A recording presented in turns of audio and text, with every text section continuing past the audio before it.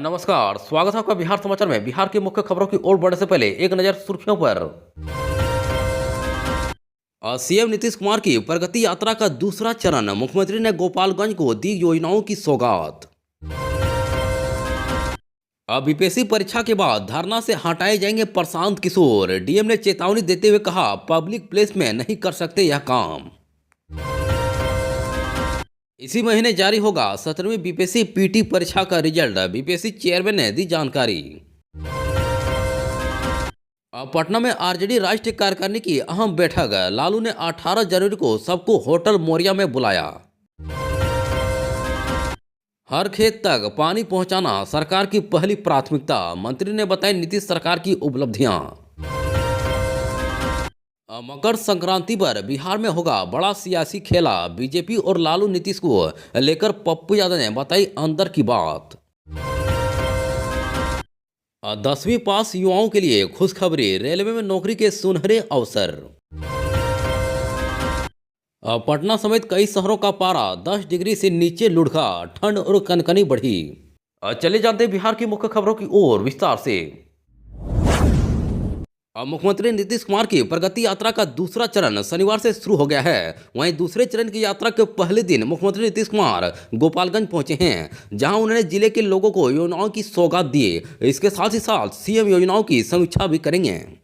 दरअसल प्रगति यात्रा के दूसरे फेज में सीएम नीतीश कुमार गोपालगंज के सिधवलिया पहुंचे हैं। वहीं मुख्यमंत्री के साथ उप मुख्यमंत्री विजय कुमार सिन्हा, शिक्षा मंत्री सुनील कुमार और मंत्री विजय चौधरी भी मौजूद रहे। वहीं सिधवलिया में सीएम ने करीब 7200 लाख की 61 योजनाओं की उद्घाटन और शिलान्यास किया। वहीं सीएम ने 6733.67 लाख की लागत से 11 योजनाओं का शिलान्यास किया है। दरअसल विभिन्न विभागों के द्वारा बनाए गए स्टॉल का सीएम निरीक्षण कर रहे हैं। वहीं सिधवलिया प्रखंड के कसरघाट पंचायत के पगड़ी टोला में भी 11 योजनाओं का उद्घाटन भी सीएम ने किया है। इसके बाद मुख्यमंत्री मीरगंज में योजनाओं का निरीक्षण करेंगे। इसके बाद मुख्यमंत्री समारोह में अधिकारियों के साथ समीक्षा बैठक करेंगे। वहीं सीएम के आगमन को लेकर सुरक्षा के पुख्ता इंतजाम किए गए हैं। वहीं चप्पे चप्पे पर पुलिस के जवान और अधिकारी तैनात हैं। जनसुराज प्रमुख प्रशांत किशोर पिछले 3 दिनों से बीपीएससी के प्रारंभिक परीक्षा को रद्द कराने की मांग को लेकर आमरण अनशन पर बैठे हुए हैं। वहीं आज शनिवार 4 जनवरी को तीसरे दिन भी वह गांधी मैदान के गांधी मूर्ति के अंदर आमरण अनशन पर बैठे हुए हैं। ऐसे में इस मामले में अब पटना के डीएम ने पीके को बड़ी चेतावनी दे दी है। दरअसल पटना के डीएम ने कहा कि प्रशांत किशोर जहां धरना दे रहे हैं वह इलाका प्रतिबंधित है। वह पिछले 3 दिनों से प्रतिबंधित क्षेत्र में अनशन कर रहे हैं। वहीं हमने पहले ही उनको इस बारे में जानकारी दे दी है, यहां धरना करने का अधिकार नहीं है, इसलिए वह इस जगह को खाली कर दें, लेकिन उन्होंने जगह खाली नहीं किया है। वहीं राजधानी के 22 सेंटर पर बीपीएससी की रद्द की गई परीक्षा आयोजित कराई जा रही है। इसी परीक्षा के बाद हम यह तय करेंगे कि उनके साथ क्या करना है और कैसे करना है।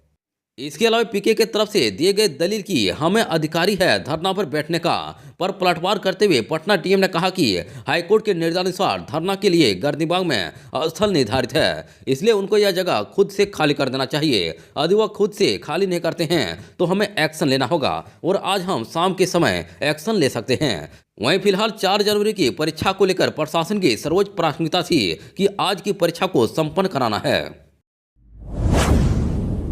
बीपीएससी 17वीं पीटी परीक्षा की दोबारा कराने की मांग के बीच शनिवार को पटना के बाबू परिसर केंद्र की रद्द प्रारंभिक परीक्षा 22 केंद्रों पर चल रही है। वहीं दोपहर 12 बजे से 2 बजे तक परीक्षा हो रही है। इसको लेकर परीक्षा के चौक चौबंद इंतजाम किए गए हैं। वहीं इस परीक्षा के बीच आयोग के चेयरमैन ने बड़ा बयान दिया है।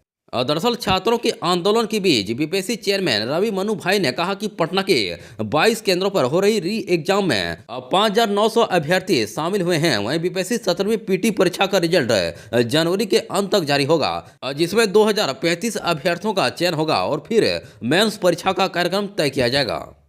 वहीं बीपीएससी 17वीं प्रीलिम्स परीक्षा के जरिए बिहार सरकार के विभिन्न विभागों में अलग अलग पदों पर अधिकारी लेवल के अफसरों की नियुक्ति की जाएगी। वहीं इस भर्ती के लिए 28 सितंबर से ऑनलाइन आवेदन की प्रक्रिया शुरू थी, जिसमें किसी भी विषय से ग्रेजुएट अभ्यर्थी आवेदन कर सकते थे। वहीं बीपीएससी 17वीं प्रीलिम्स परीक्षा 2024 का आयोजन 13 दिसंबर 2024 को किया गया था। वहीं इसी दिन परीक्षा में गड़बड़ी के आरोप लगाते हुए अभ्यर्थियों ने विरोध प्रदर्शन शुरू हो गया। वहीं हालांकि आयोग ने सिर्फ एक सेंटर पर गड़बड़ी पाई और वापस से आज यहां परीक्षा ली जा रही है। राष्ट्रीय जनता दल आरजेडी ने 18 जनवरी को राष्ट्रीय कार्यकारिणी की बैठक बुलाई है। वहीं राजद सुप्रीमो लालू प्रसाद यादव के निर्देश के बाद 13 दिन बाद पटना के होटल मोरिया में आरजेडी की राष्ट्रीय कार्यकारिणी की बैठक बुलाई गई है। वहीं लालू ने तमाम आरजेडी नेताओं को इस बैठक में शामिल होने को कहा है। वहीं 13 दिन बाद यह अहम बैठक होगी। दरअसल राष्ट्रीय जनता दल के राष्ट्रीय प्रधान महासचिव अब्दुल बारी सिद्दीकी ने इस बात की जानकारी दी है।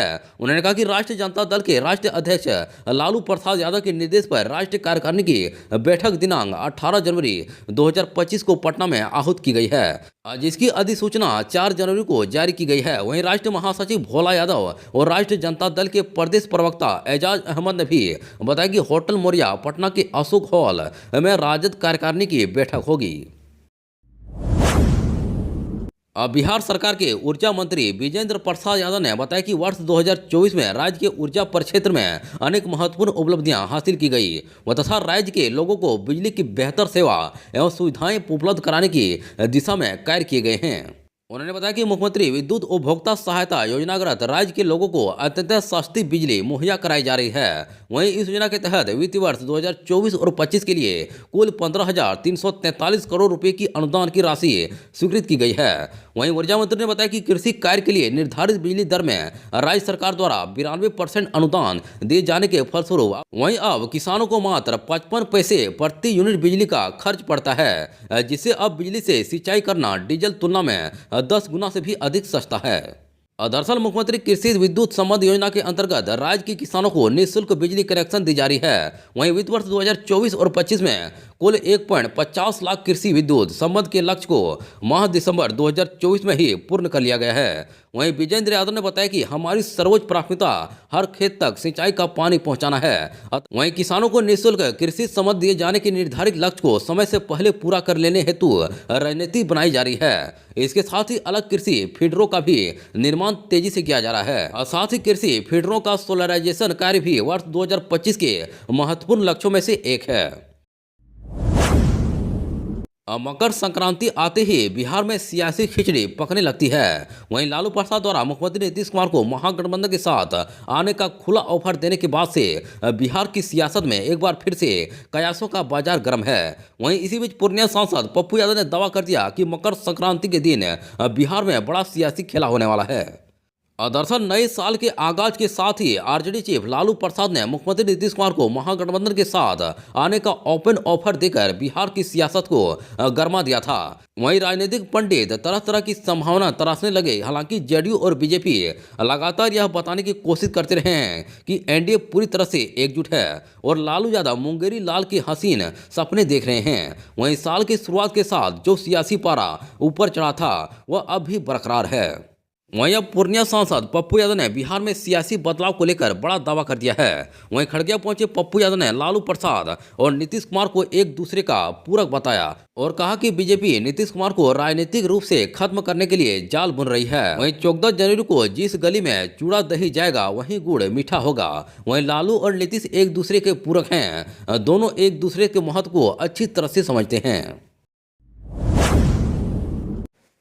वहीं रेलवे बोर्ड ने लेवल 1 पदों पर भर्ती के लिए शैक्षणिक योग्यता के नियमों में बदलाव किया है। वहीं अब बिना आईटीआई डिप्लोमा वाले 10वीं पास उम्मीदवार भी इन पदों के लिए आवेदन कर सकते हैं। दरअसल रेलवे बोर्ड ने हाल ही में घोषणा की है कि लेवल 1 पदों के लिए आईटीआई डिप्लोमा अब अनिवार्य नहीं होगा। राष्ट्रीय शिक्षता प्रमाण पत्र या आईटीआई या डिप्लोमा होना आवश्यक था।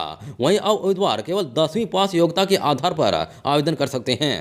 वहीं न्यूनतम योग्यता 10वीं पास या आईटीआई या समकक्ष प्रमाण पत्र। अब बता दें कि इसमें सहायक पॉइंटमैन और ट्रैक मैनेजर जैसे विभिन्न विभाग के पद हैं। वहीं रेलवे भर्ती बोर्ड ने लेवल 1 पदों के लिए लगभग 32,000 पदों पर भर्ती की अधिसूचना जारी की है। वहीं आवेदन शुरू होने की तिथि 23 जनवरी 2025 है। वहीं आवेदन की अंतिम तिथि 22 फरवरी 2025 तक निर्धारित है। वहीं रेलवे बोर्ड का यह कदम लाखों उम्मीदवारों को लाभान्वित करेगा जो पहले डिप्लोमा की कमी के कारण आवेदन नहीं कर पाते थे। वहीं उम्मीदवारों को सलाह दी जाती है कि वे समय पर आवेदन करें और परीक्षा की तैयारी पर ध्यान केंद्रित करें। वहीं अधिक जानकारी के लिए रेलवे की आधिकारिक वेबसाइट पर जाएं।